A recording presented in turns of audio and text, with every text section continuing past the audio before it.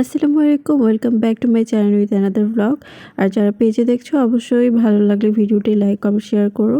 আর যারা ইউটিউবে দেখছো অবশ্যই ভিডিওটি ভালো লাগলে সাবস্ক্রাইব করতে ভুলো না। তো আজকে সেহরির জন্য আমরা টমেটো ভর্তা, কিমা শাক ভাজি, তারপর রুই মাছের ভুনা এসব আর কি খাওয়া হয়েছিল। যাই হোক, ভাইয়া অনেক মাছ নিয়ে এসেছে, এগুলো সব ধুয়ে কেটে পরিষ্কার করে রাখা হয়েছে। আজকে ডিনারে আমি একটু কিমা শাক আর মাছ দিয়ে খাচ্ছিলাম, আর সেহরিতে এইটাই খেয়েছি।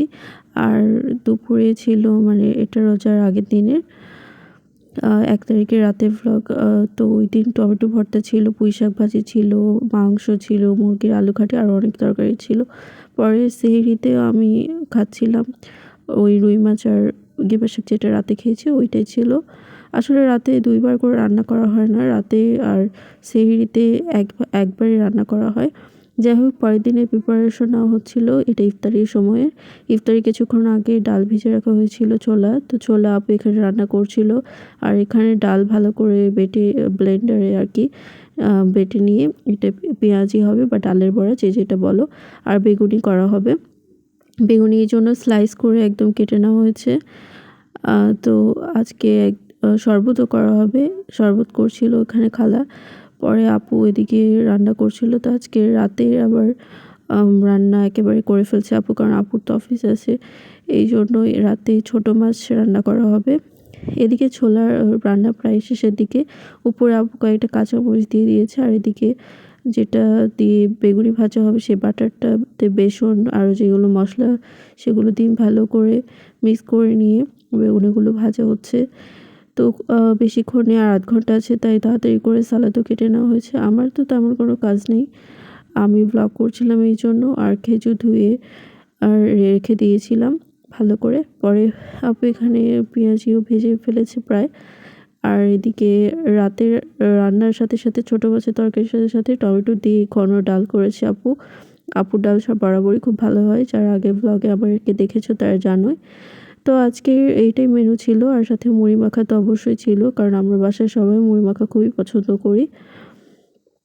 আর যে ছোটো মাছ ভাজি ছিল সেখানে ছিল বেগুন, আলু, তারপরে পটল, টমেটো, এগুলোই ছিল।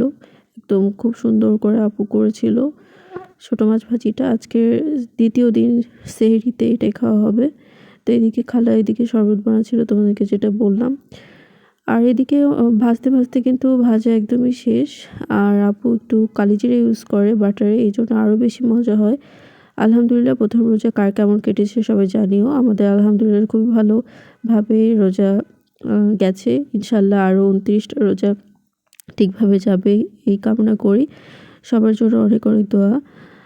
আর যারা নতুন আমার ব্লগ দেখছো তারা অবশ্যই ভিডিওটি ভালো লাগলে একটা লাইক কমেন্ট শেয়ার, আর আমার পেজে লাইক দিতে ভুলো না, ফলো করতে ভুলো না। আর যারা ইউটিউবে দেখছো অবশ্যই আমার আইডিটি সাবস্ক্রাইব করো আর কমেন্ট করো যে কেমন লেগেছে তোমাদের ভিডিওটি। তো আজকে এইটাই ছিল প্রথম ইফতারি ব্লগ, একদমই সিম্পল। তবে আরও অনেক ফ্রুটস আর অনেক কিছু ভাইয়া এনেছিল, বুন্দিয়া তার সাথে এনেছিল। তো বুন্দিয়াও একটু মুড়ি মাখার ইউজ করা হয়েছে, কিন্তু বাকি ফ্রুটসগুলো তরমুজ, আপেল, এগুলো আর কি আগামীতে খাওয়া হবে। তো আজকে আপেল একটা আপু কেটেছিল, তো ওটাও আমরা খাচ্ছিলাম। তো আজকে আমার প্লেট দেখতে পাচ্ছ, আজকে আমার প্লেটে কীরকম ছিল আর কি ইফতারি। তো আজকে এই পর্যন্তই। আল্লাহ হাফিজ, সবাই ভালো থেকো, সুস্থ থেকো, রমাদান মোবারক।